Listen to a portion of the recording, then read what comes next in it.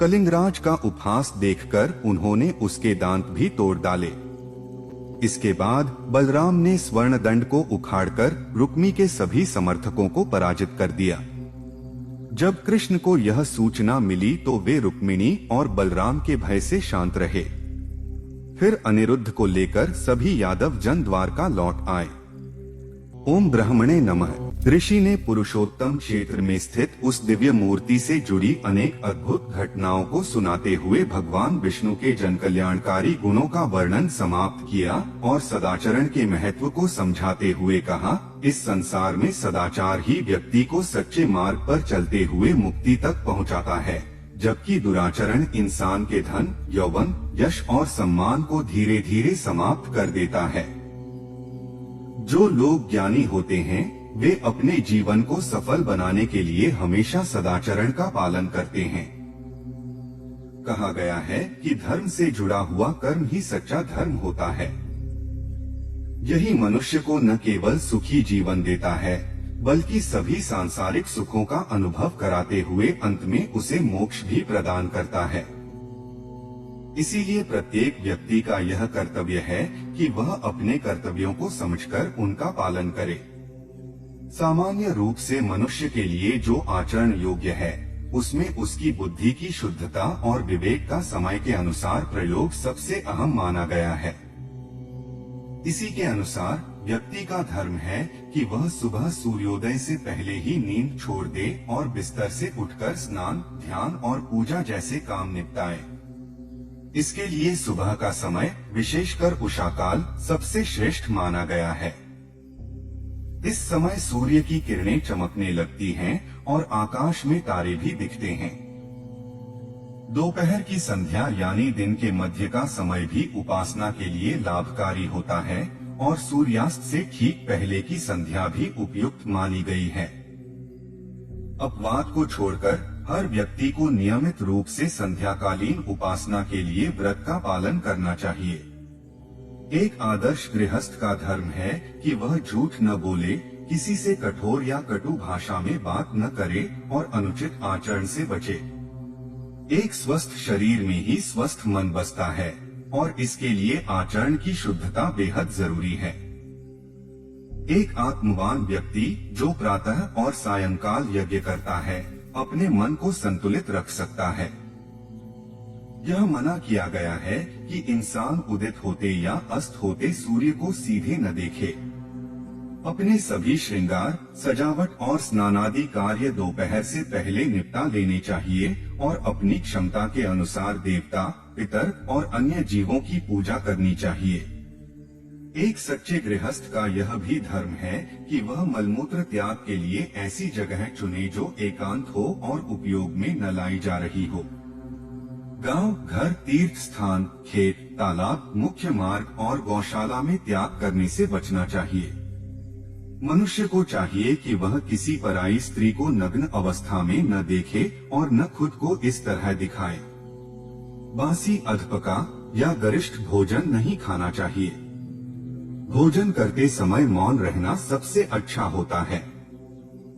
भोजन और पूजा करते समय शरीर पर सिर्फ 2 वस्त्र रहने चाहिए।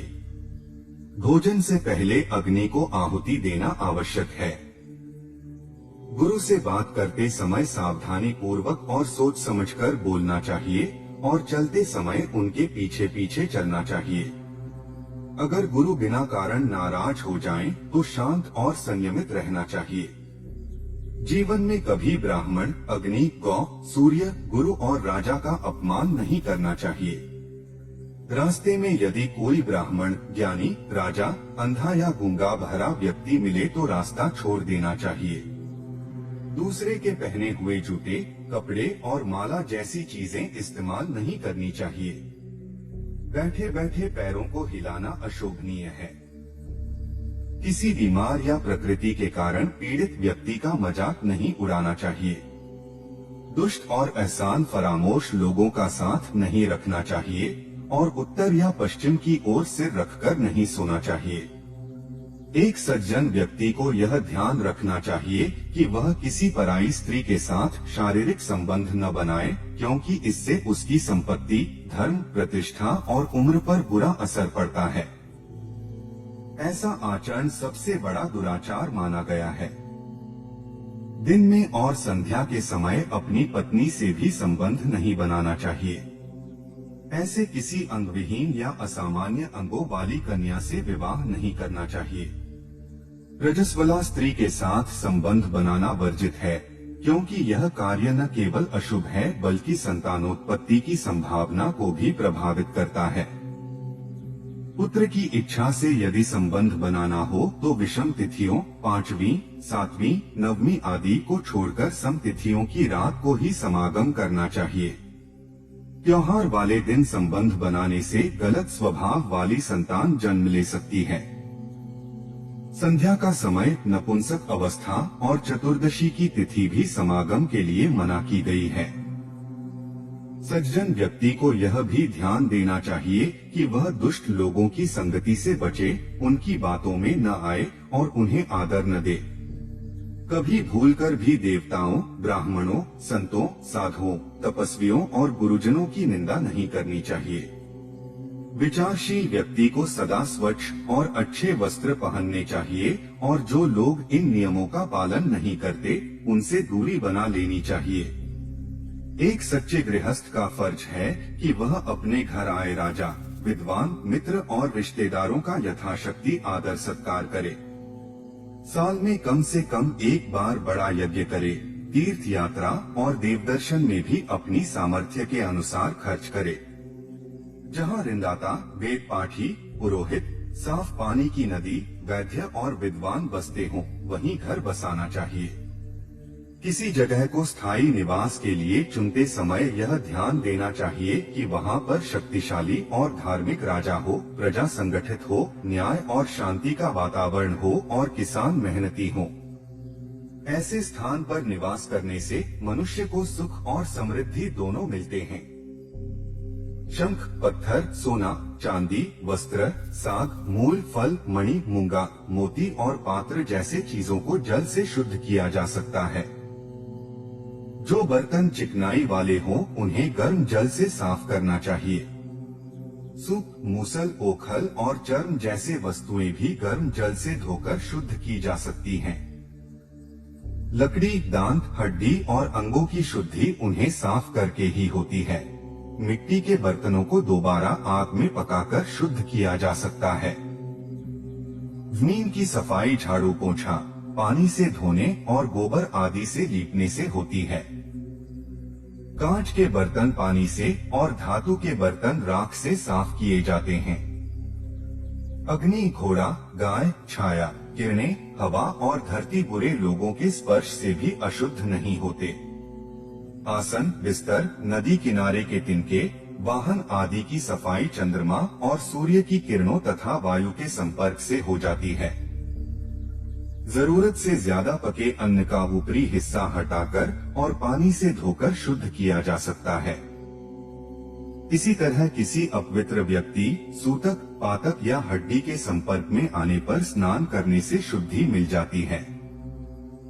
समझदार व्यक्ति को चाहिए कि वह चुगली करने वालों और द्वेष रखने वालों से बात न करे। ऐसे व्यक्ति के संपर्क से आया दोष मात्र सूर्य के दर्शन से समाप्त हो जाता है। भिखारी, पाखंडी, शव या चांडाल के स्पर्श से हुई अशुद्धता भी स्नान से दूर हो जाती है। सूतक पातक की स्थिति में ब्राह्मण को 10 दिन तक नियमित धार्मिक कार्यों को छोड़ देना चाहिए।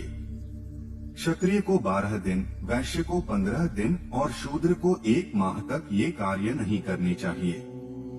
तभी वे शुद्ध माने जाते हैं, अन्यथा उस अवधि में किया गया व्रत और पूजा व्यर्थ हो जाते हैं। रजस्वला स्त्री को भी इन दिनों में व्रत और पूजा नहीं करनी चाहिए।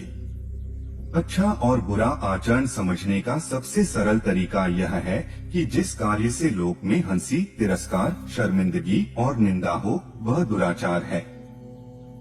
और जिससे मन प्रसन्न हो, धर्म, अर्थ, काम और मोक्ष की प्राप्ति हो, लोक में यश, धन और प्रतिष्ठा बढ़े, वह सदाचार है।